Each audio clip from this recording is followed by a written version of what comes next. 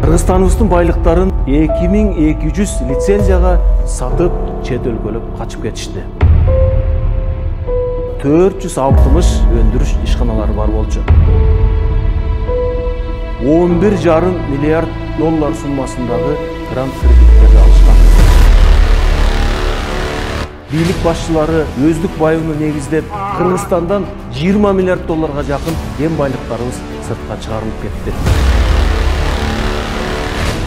Бирок ушундай саясий трансформациялар кыргыз элинин турмушун оңодубу? Кыргызстан дүйнөдөгү эң жакын мамлекеттердин катарында турабыз.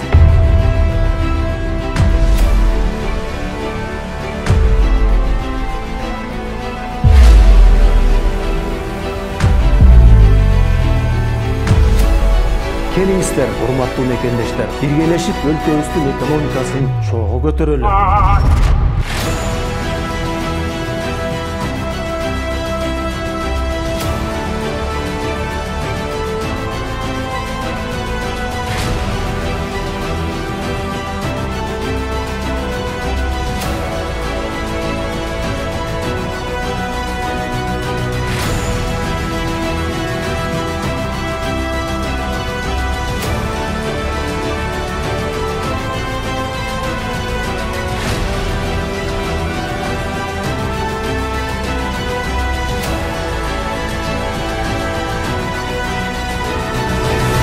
Кыргызстан карыздан кутулуп, жакырчылыктан чыгып, экономикасы өскөн күчтүү мамлекет болоруна мен ишенемин.